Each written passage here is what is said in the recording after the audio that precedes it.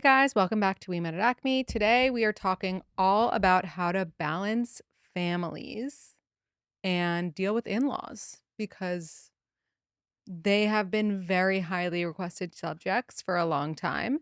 It is a solo episode today, and let's get right into it because we have a lot to talk about, and I have 2 pages of your specific questions as it relates to your in-laws, your family situations. So I kind of broke it down here. In-laws when you first meet, or like families when you first meet, right? Families during wedding planning, and families when you're postpartum after you've had a baby. So those are 3 very different situations, right? And everyone, when they first meet each other, is on their absolute best behavior because why wouldn't they be, right? You want them to like you, they want you to like them. And then as time goes on, it gets more complicated than that. And not for everyone, by the way. Some people are able to navigate their in laws very easily. Some people have a great situation. Some people's families blend really well and really nicely. Maybe they actually started off as family friends. You can get really lucky when it comes to your in laws, and you can get really unlucky. So let's just get into it. Okay, so the first phase is, obviously the meeting each other. Let's call it the audition phase. Everyone's on your best behavior, as I mentioned. You know, realistically, what the in-laws are thinking, what the parents are thinking, so your parents and your future potential in-laws are thinking, is this person good enough for our kid? And by the way, just have to mention that I'm planning to have my mother and father-in-law on the podcast. So stay tuned for that because I'm very excited. I think you're really going to love them. And I think it'll be a great episode. But I digress. The mistakes that people make when they first meet the potential in laws is overperforming, trying too hard to be liked, which is kind of similar to overperforming, and downplaying anything that might be a red flag. I always answer this question, and I don't want to spend too much time on it because I feel like I talk about it a lot about what to actually do when you're meeting the family of your potential future partner and, vice versa. Be warm, of course, be open, try to be outgoing, and You know, think about how you feel. Observe how you feel when you're with this group of people. And that feeling could change. I remember when I first met Stephen's family, I definitely felt like an outsider. Granted, it was COVID. I was coming into their home where they're comfortable. And I don't know if we would have met in a neutral place like a restaurant had it not been COVID. And I remember thinking like, do I fit in here? They're all so close, things that are normal things to think. And now I'm like kicking my feet back and like sometimes I don't even help with the dishes because I'm pregnant, but not always. My mother-in-law is definitely laughing. Anyway, then there's the wedding planning phase, which can bring out sides of people that you haven't seen before. And this is when things get complicated. We're going to go back into this with the listener questions because it came up a lot about different budgets, overbearing mother in laws during wedding planning. But it definitely can bring out sides of people. And actually, I know a few couples that didn't survive the wedding planning process with a significant other. And I'm sure the families had a lot to do with it. And so that is important. And this is when your partner comes in. Early days, there's not a lot of your partner having to explain something for you. For the most part, again, everyone's on their best behavior. But then as you get more deeply connected with someone in a relationship, that's when boundaries come into play. That's when blood starts to deal with blood. And this is a phrase that a therapist who came on the podcast years ago now, um, Annabelle was her name. You should check out that episode. It was a great one. This is a phrase that talks about how, everyone's always like, what do I do with my mother-in-law? What do I do? My sister-in-law? Blood deals with blood. And what that means is that the blood relative deals with the blood relative. If your husband's mom is being really annoying, sorry, or like your fiance's mom in the wedding planning process, then it's your fiance's responsibility to say, Mom, this is our wedding. Unless you're paying for it, we are going to do what we want to do. Whatever they say, they don't have to sugarcoat it because it's their parent and they should have your back. This is your opportunity to demonstrate that you two are a unit, you're a team, you're partners, and you're going into a partnership. So it's going to be, on your terms, a united front, as people say. And then, families, when you're postpartum, and don't worry, we'll talk about everything like holidays and blah, blah, blah. Families, when you're postpartum, it's it's the toughest situation of all. And I remember I said to a friend, I'm not going to reveal her name, but she's the best. All my friends are. But I said to her, I was gushing to her about how much I love my in-laws. And my in-laws who are definitely listening, don't worry, I obviously still love you. But I remember I said to her, like, oh, I love them. They're so great. Like, I really don't think there's like anything that we could ever fight about. And this was before I had my son. And she said, before I was even pregnant, and she had 2 kids at the time, or 1 kid. And she said, just wait until you have a child. Everything will change. And I was like, what? Like, why would it change? I imagine they're so helpful when I have a child. This and that. She was like, trust me, I loved, insert name of her mother-in-law more than anything before I had kids. And now it's just that certain things will annoy me without even having reason for it. She's like, I can't explain it, but you just get annoyed. It's not your mom, it's not your dad. And obviously, you can get annoyed by your own parents too. But for some reason, the in law dynamic after giving birth, it's like they can do no right in a lot of ways. And that's not always the case. Obviously, I have to say, there are some in laws who go above and beyond after you give birth. They're cooking for you, they're cleaning for you. Those are the best, right? But there can be something, and maybe it's like a mother cub kind of feeling. And if you are somebody's mother in law listening to this, and you're like, that's so wrong, think of your own mother in law or father in law and how you felt towards them right after you gave birth. It's it's not like a malicious feeling necessarily. It's just that sometimes you start to feel, and maybe it's even like an overprotectiveness over your kid, but she had, warned me and I was like, that's not a thing. Um, and it wasn't a thing to the point where I, had an issue with my in-laws, but you definitely you definitely think and are more sensitive. I think that's really what it is too. You're just more sensitive to what people say and what people do, and things can more easily rub you the wrong way because you're a postpartum, hormonal human. And it's like things that are throwaways that no one's even thinking about or trying to hurt your feelings about. Like, for example, and these are not examples from my life, these are examples that I gathered as, or like, we never did that with our kid, or, let me hold the baby. You should rest when like you need to hold the baby because of X, Y, and Z. It's like it's innocent throwaways. It's like, oh, I didn't expect you to breastfeed. Things like this. It can be difficult, right? It's like, who's allowed in the hospital? For us, it was totally fine to have both sets of parents and our siblings there.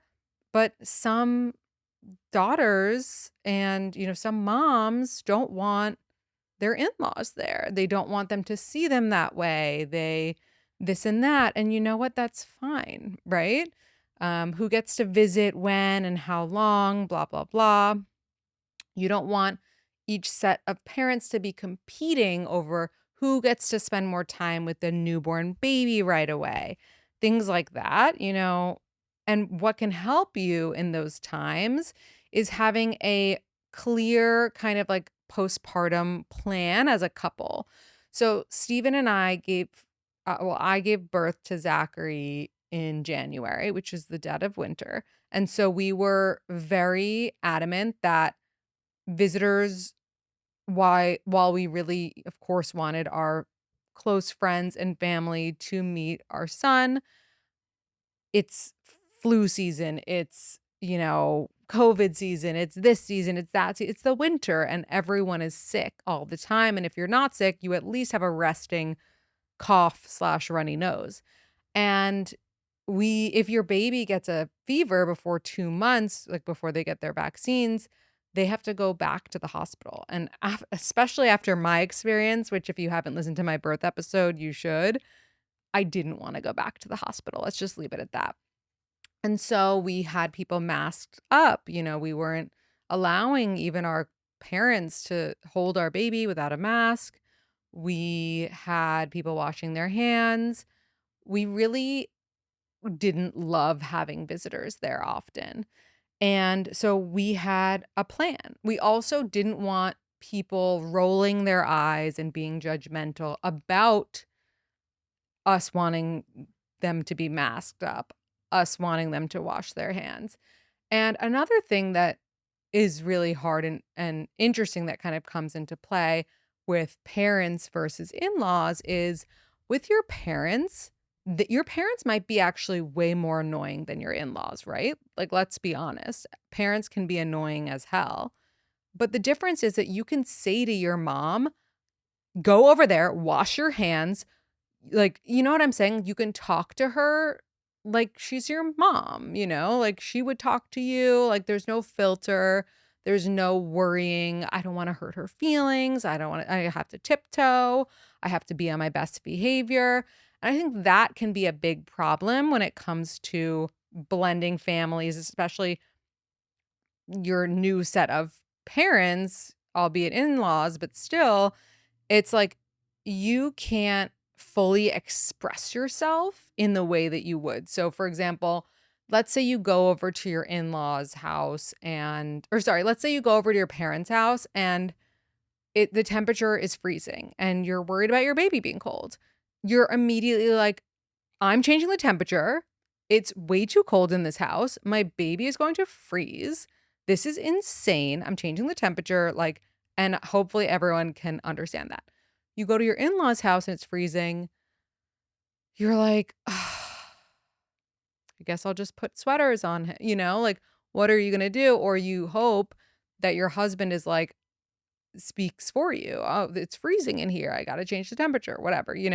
So it's just hard because you're not able to be as forthcoming as you are with your own family. It's just a different situation with your in-laws. And by the way, if you can be with your in-laws, that's amazing. And I think you work towards that. Like, I feel that I'm very honest with my in-laws, but it wasn't always the case. And it's hard to get to that point because you really want them to love you. You don't want them to think that you're dramatic or like that you have all the demanding, right? Like you don't want them to think anything like that. Um, it's like when you first meet, you're like eating the salad, but that has the thing you're allergic to because you don't want to be like, oh no, I can't, and then by the time you're, grandfathered in, you're like, I can't eat that salad. What else you got? You know? Anyway, so that is kind of the overview of all of it.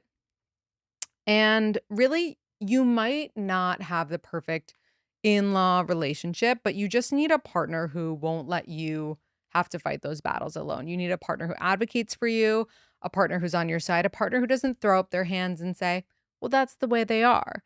You need a partner who's self-aware. If your father-in-law makes comments often that make people feel uncomfortable or this or that, you don't like the worst thing is for your partner to be like, that's my dad, no, no, no. You need your partner to be like, it's really fucking weird that he does that. And like, I've thought it was weird forever. And if it makes you uncomfortable, I'm going to say something, You want the self awareness.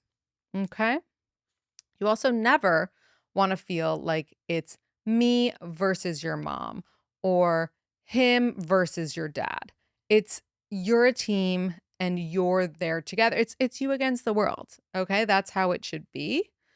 And that's really the gist here. But yeah, I mean when you're dating someone, you date their family for the most part if they're close with their family. And it's all about boundaries. You got to learn about boundaries. Everyone has at some point I can't speak English, written into me about in-laws who still like talk about the ex fondly or stay in touch with the ex. Like that is so toxic. It's insane. Um, it's one thing to, be connected on Instagram and they're too old to figure out how to unfollow them. It's another thing to be in communication with, and that's no good. Okay, so I have two voice notes from you guys that I'll start with, and then we're going to get right into listener questions, which also include sibling in law dynamics and things like that.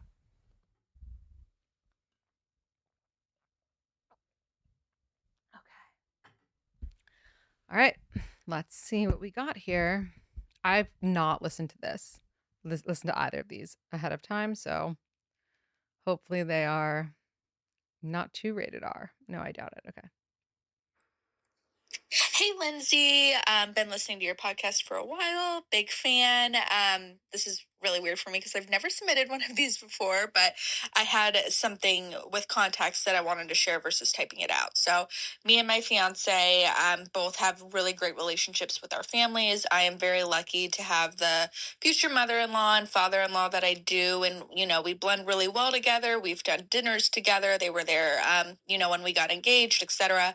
So my question is, his mom is a little bit overbearing at times. She is very unfiltered. She does not really listen well. She kind of overspeaks and interrupts, and she's just kind of overbearing. And living only 5 minutes away, it's kind of hard to set a boundary, especially when my fiance travels a lot for work due to working on a tugboat. So, my question is for not now in our relationship, but for future when we have babies, because comments have already been made of, her stating that my mom would be the favorite to the grandbaby. And, obviously me and my mom are naturally closer than me and her. My mom is like my best friend. So she does see that and she sees how much time we spend together, especially when my fiance is gone for work. So, my question is, how do you navigate setting that boundary when babies come into the picture, especially when both parents, live in the same area? Okay, she got cut off, but I think we know what she was going to say when both parents live in the same area and how to set that boundary. It's really hard, first of all, and it's kind of like virtually impossible to do before you have a baby because you just don't know how anyone's going to be, how you're going to be, if you're going to be, suffering from postpartum depression, if you're going to be, you just don't know what kind of mom you're going to be, what kind of emotional state you're going to be in.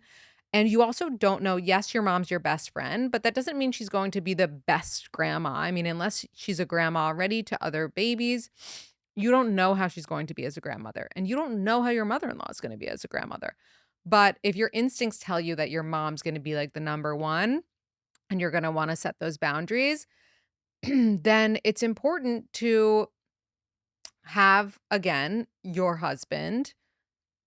You said he travels a lot, so that might be a little difficult, but have your husband try to set some rules immediately after baby's born. Hey, so and so is so excited for you to be a grandma to our baby, my wife, whatever. But her mom is going to be visiting this, and this time. And so you can come this, and this time. Make sure it's not them telling you when they're going to come, but rather you saying when works for you. And that's really important. It's also really important to remind your parents and your in-laws, doesn't matter who does this. Hopefully, again, blood is dealing with blood, what these visits should be. These visits postpartum from your in-laws and your parents should not be them just holding the baby and looking at the baby. If that's the visit, I don't want it. I really don't want it. What I want, and this is especially if I am a mom who doesn't have any help, what I want is for you to, first of all, arrive with something for me. And you can ask ahead of time, hey, have you eaten lunch? Can I bring you something? If you are the one ordering food for your mother in law or your mom and you, as a postpartum new mom, that is 100% not okay. You are not a host when you're postpartum, okay? Anyone that comes into your home in this intimate way, I'm not talking about friends and visitors. If someone's coming into your home when you're trying to start to raise this child, they better be coming in to clean your fucking house, clean your pump parts, whatever it is, wash your bottles, and cook for you or bring you food or something, do your laundry, something to ease the situation. Because I can't tell you how frustrating it is for people to come over and want to just hold your baby. First of all, this baby is sleeping most of the time. So you want me to wake up my baby so you can hold him? Well, he's not doing anything. He's literally just a baby. He doesn't even do anything. He just eats and he sleeps. So you need me to wake him up so you can hold him, so you can take a picture and put it on Facebook? I don't think so. Okay. And so if you're going to come over, be helpful or don't come over at all. And also, as a breastfeeding mom that I was, it was uncomfortable. I was taking my boob out at all times. And it's not a great situation to have men in your home or even in-laws just, watching you breastfeed. It's uncomfortable. At the same time, backing up a little bit and to answer this person's question, I think that especially if, your husband travels a lot, I think that as you become and you step into your role as a mom, you're not just a wife, you're not just a daughter-in-law, but now you're a mom, you do kind of take on this coordination role, whether you like it or not. And blood is not always going to be able to deal with blood. Of course, your husband will step in when there's an issue, but in terms of coordinating things, it does fall on you. And it's annoying, right? And it wasn't always the situation before, but it becomes a situation now because you, for the most part, and not everything is the same and not every dynamic is the same, but you are, for the most part, with your baby most of the time postpartum. Maybe your husband went back to work early. Maybe he's traveling a lot, like in your situation. And so when mother-in-law, father-in-law, grandma-in-law, whoever it is, wants to come visit, they're not going to text your husband who's traveling on the boat. They're going to text you saying, hey, is now a good time? Is next week a good time? And it falls on you. And so this is where, whether you had a voice before you had this baby or you're finding it now, you got to get your voice. And you got to be able to say, it's not a good week for us. We had 2 doctor's appointments. I'm exhausted. Come next week, whatever it is. And you have to, for me at least, what was the most important was what was in the best interest for my child. And if my child was, 3 months in to his life and starting to get on a schedule, he's not your entertainment. I'm not dance monkey for your family who wants to come visit you. No, no, no. If we're working on getting him to a schedule and you're coming over and he's asleep, he's staying asleep. No baby is being woken up for you.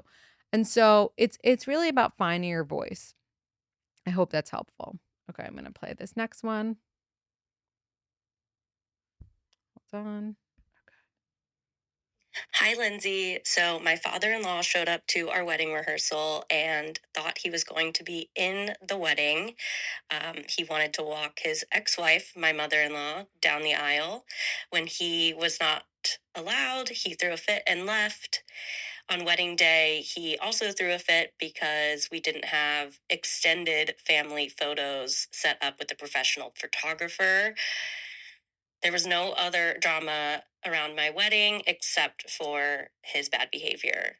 I'm still upset about it a couple months later and don't really want to see him. Is that fair or should I cut him some slack? I think that is totally fair. It's your wedding day. If someone can't get it together on your wedding day and realize that it's about you guys and not them, then that person is a narcissist, honestly. And I had a situation on my wedding day where someone was being acting similar, and it's not okay. It's really not okay. It sounds like this man has a lot of work to do. It sounds like, there's a reason that he's no longer with his ex-wife. And also, if he was thinking X, Y, and Z, communicate. Be like, "Hey, what's the deal for the wedding? Do you want me to be involved? Am I just a guest?" And in terms of wanting certain photos, again, there's a way to do it without throwing a fit. You can take your son aside and say, "Hey, do you think we can get a photo with Auntie Joan and cousin Catherine? It would mean so much to me, and I know it would mean a lot to them." And he'll say, "Hey, photographer, do we have time for X, Y, and Z?" Throwing a fit as not just an adult, but an elder adult is just unacceptable today. So, no. All right, we're going to get into the listener questions. This person said, when in a relationship, should you go to family holidays together? My family is in New York and theirs is in Florida. Okay, this is such a controversial subject, and I don't think it needs to be at all. Yes, you should. Maybe not 3 months in, but if you're in a relationship, and I'm not talking about a 22-year-old relationship. I'm talking you're in a legitimate relationship, you're older than 25. Um, Probably, I don't know, I'm thinking of like late 20s, but whatever. It's a legitimate relationship. You should start going to family holidays together. I never understood the people who only did it once they were married. Again, like it's not going to be perfect, especially if you live in different places. You can go to theirs one year, they could come to yours one year. It's up to you, but I do think that this is a really nice thing to start doing. If you think that this is your person, absolutely you should experience holidays together. I think that should begin, probably after you start saying I love you and like things get more serious after you've met each other's parents. You shouldn't be meeting their parents for the first time at the holidays. I think that's a lot. And then to extend, do religions come into play if it's the same religion versus if it's a different religion? Yes, I do think so. Like if you're both Jewish and Rosh Hashanah is coming up, especially if one of your families lives out of the state, then you include your partner in your Rosh Hashanah dinner or whatever it is, because it's not something you have to explain to them. They know how to celebrate that holiday, blah, blah, blah. I think if you celebrate different holidays, then it might take a little longer to integrate when it comes to holidays themselves. Like, for example, if one partner celebrates Hanukkah and one partner celebrates Christmas, maybe Christmas is more sacred to you that first year that you're dating, then you open it to them the second year. It's really about what your family is like and also which family is more into the holidays. Because this is a big thing in my family in particular. My mother-in-law is so great at cooking for the holidays. She plans way ahead and she invites so many people to her home and she's super accommodating. She whips up a feast and it's really important to her. So, Thanksgiving, for example, is very important to her. And Thanksgiving to my family is more just like a gathering of us being under the same roof. And so we have kind of decided to do Thanksgiving on like the actual Thursday of Thanksgiving with my in laws. And then we go to my parents for the weekend. And that's kind of what we have decided because, again, like my parents don't cook. So we want to go support this person who it means a lot to, who cooks, who really makes it a whole nice thing. Whereas for us, of course, it's still nice, but it's not as meaningful. So I feel like all of those questions need to be taken into consideration.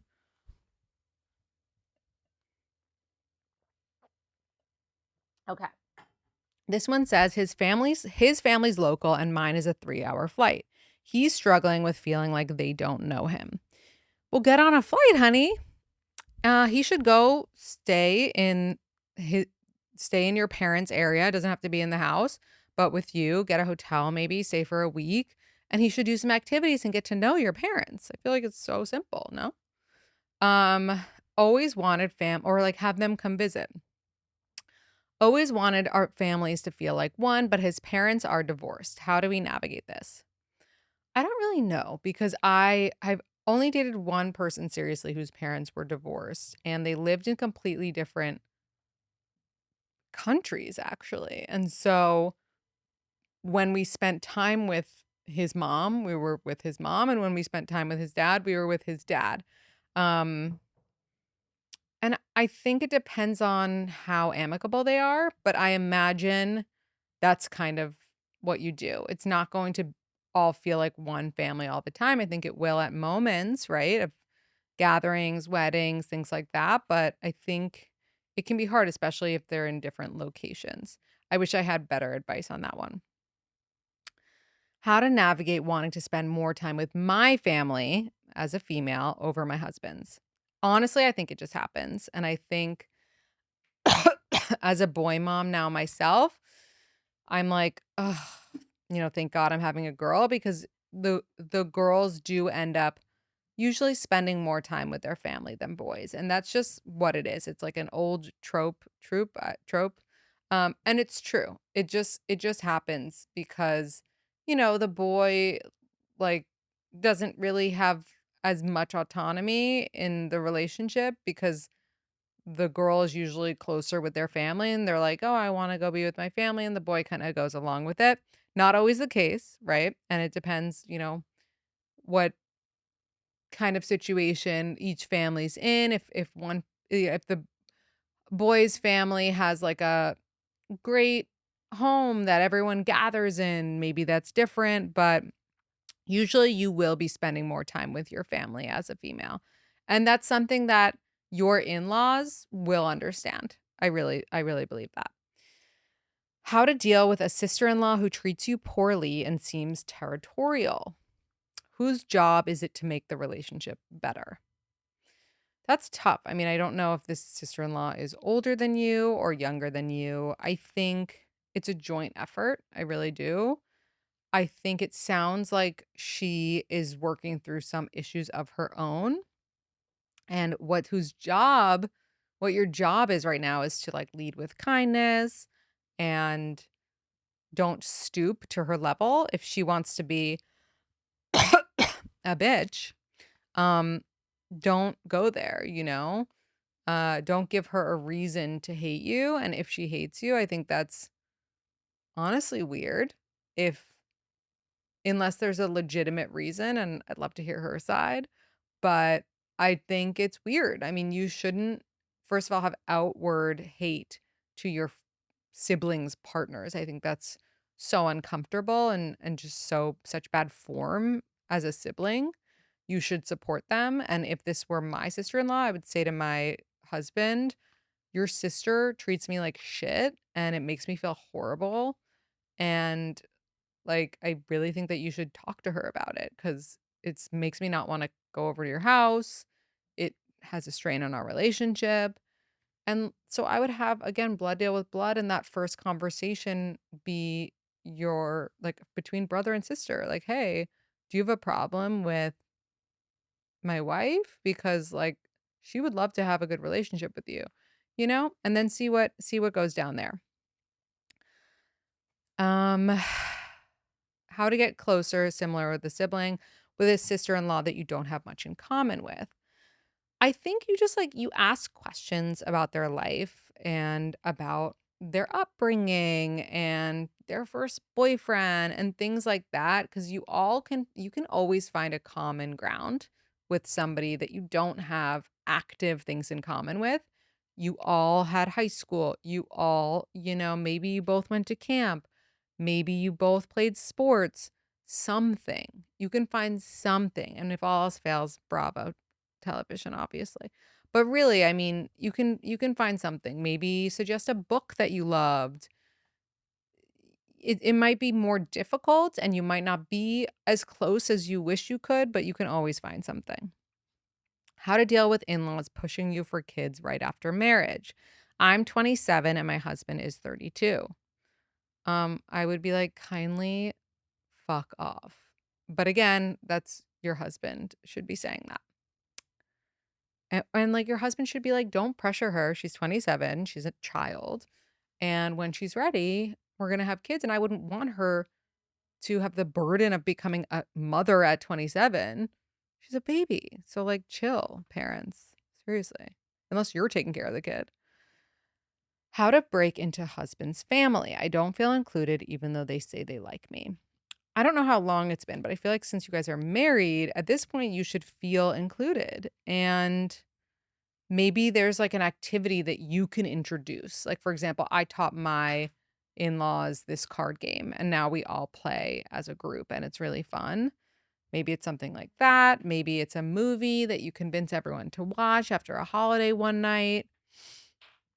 But if they're still not including you and you're actually married in, I don't like it.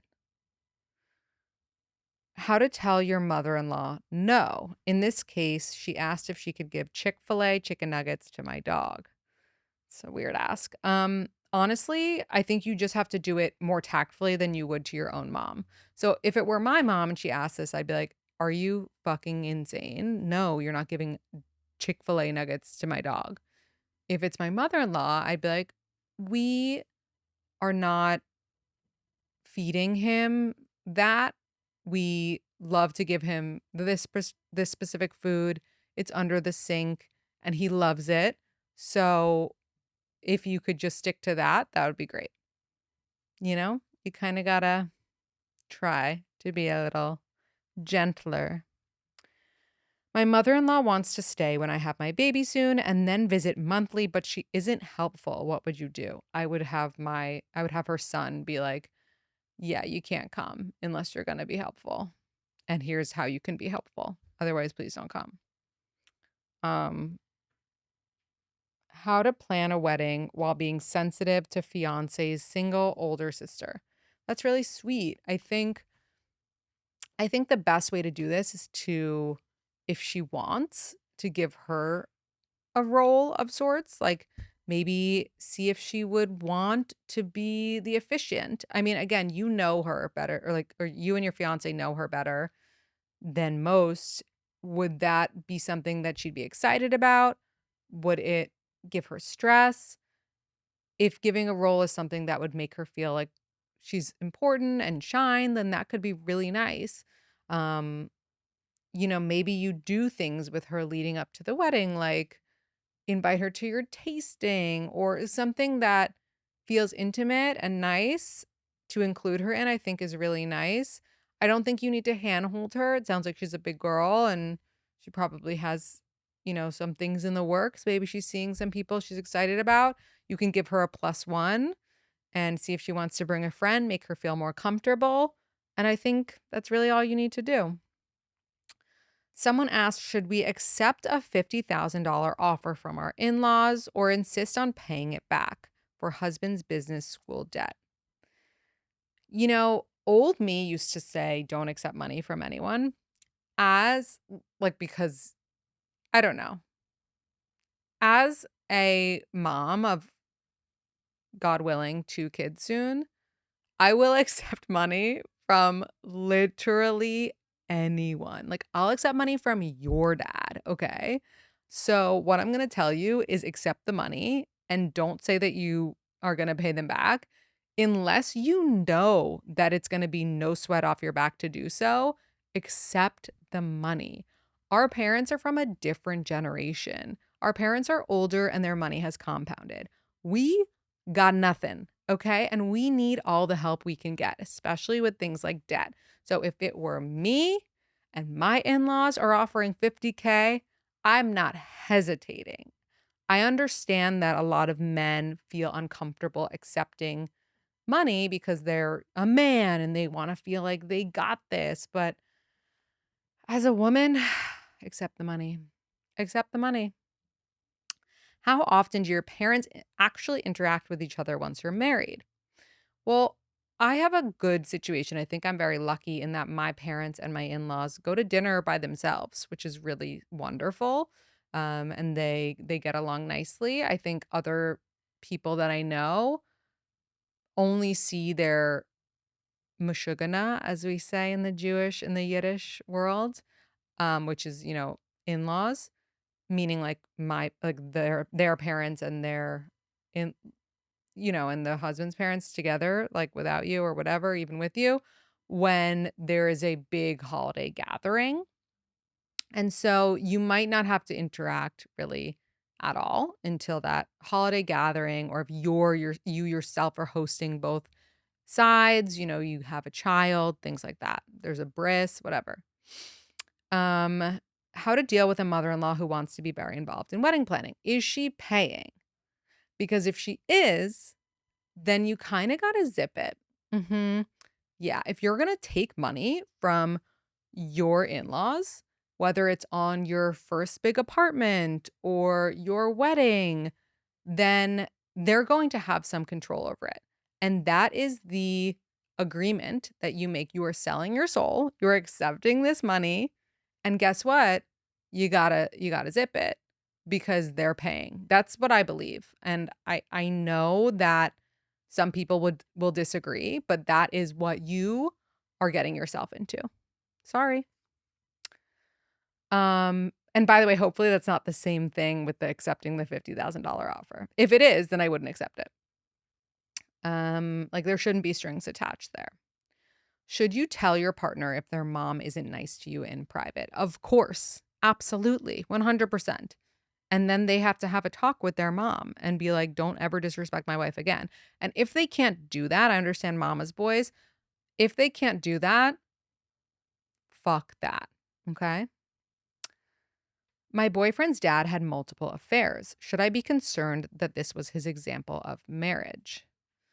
If he's not aware of how wrong that was, and I imagine you've had a conversation by now, or you will have a conversation by now about how that made him feel growing up.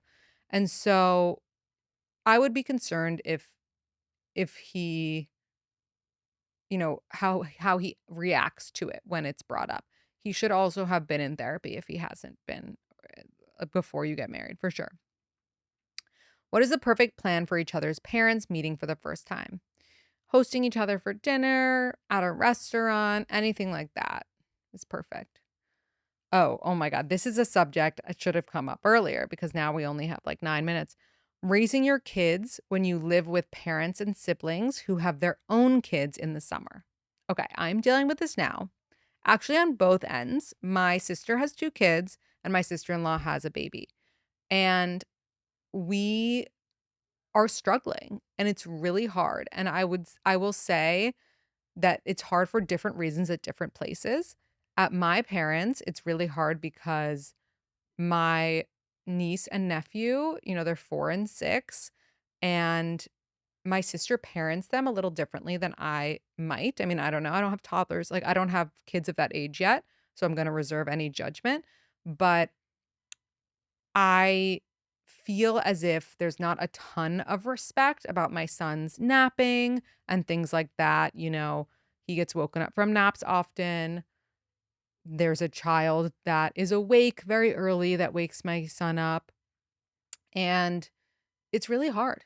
And as soon as I walk into the house and they're also there, my blood pressure goes like through the roof. And as someone who's pregnant, it's not healthy. And so, as much as it sounds wonderful to have everyone together in a home, it's not natural and it can be really hard and stressful. And if you're the one with the kid who's like the youngest, who's a baby, who just like has one nap a day. And if that nap doesn't go well, then their sleep is going to suffer. You're going to be the one up at 5 a.m. with them. It's really difficult. It's really difficult. And also, again, if you parent differently, my sister and I parent similarly in that we both like our kids on a schedule. And beyond that, it's hard to know because again, her kids are older. And I imagine I would be just like not like strict, but just more firm on like respect of other people and guidelines and whatever. And so I don't know, but I got to tell you it's really fucking hard. And then on the other side, my my niece, who is the sweetest little angel, she's a baby, she's younger than Zachary, but they are similar age. So they are like sharing a lot of things and it can be difficult. And so I don't think it's ever going to be perfect. It's like different problems, different places.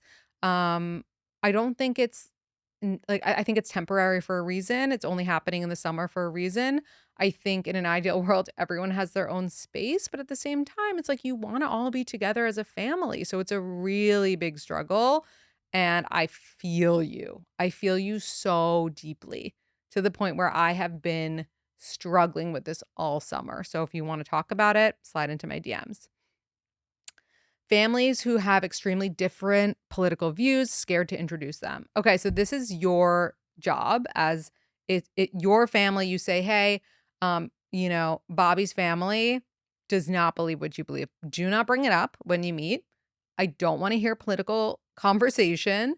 If you do, I'm going to kill you. And your husband has to say the same thing to his parents. And if it comes up, there's nothing you can do. It is what it is, right? It might come up eventually. It is what it is. Hopefully, they'll all be mature adults about it. They are adults.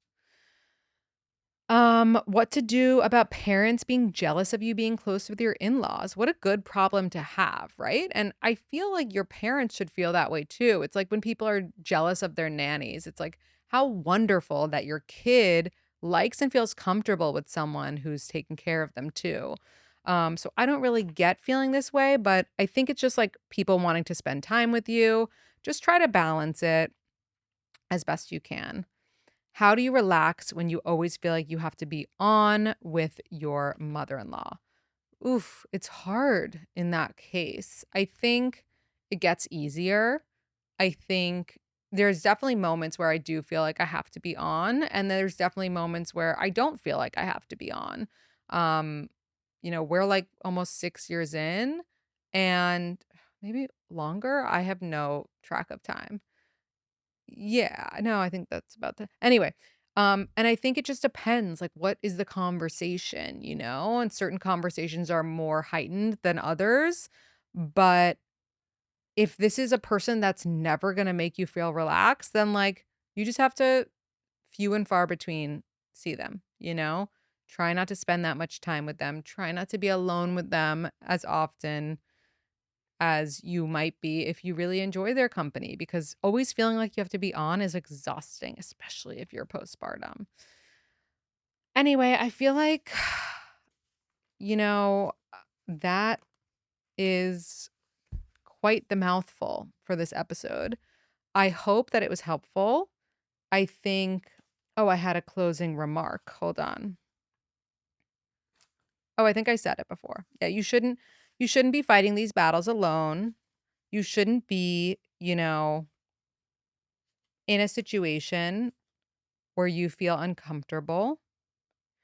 You're allowed to set boundaries. And at the end of the day, it's really hard. And I think a lot of people can relate to the idea of either their mother-in-law driving them crazy or their father-in-law making them uncomfortable or juggling, making it even to spend time with one another because it's never going to be even and it's never going to be perfect. And some people have the opposite situation where they are dying to spend time with their in laws and to run away from their family. And whatever it is, I hope that you have, at least on one side of you, people that you feel comfortable with and feel good about. But what matters so much more than that is that you feel good in your relationship and you feel safe and supported in your relationship. And if their parents suck and your parents suck, it doesn't matter as long as you guys have each other because you are, if you want kids and whatever, maybe with your dogs, starting a family that is going to continue on. And that is the blueprint. That is the nucleus that you need to work on and be happy and confident about. So, you know, don't marry someone because you like their family and don't marry someone because you hate their family. Like, if you hate their family, it's about the person. How is your connection, the two of you? So, I hope you enjoyed the episode. If you did, feel free to share it with a friend who's got some in law issues. And stay tuned for the episode with my in laws. Please write us a 5-star review if you haven't. And you can watch all of our episodes on YouTube. You can listen to our Substack, We Met at Acme and We Met at Baby. And that's all for today.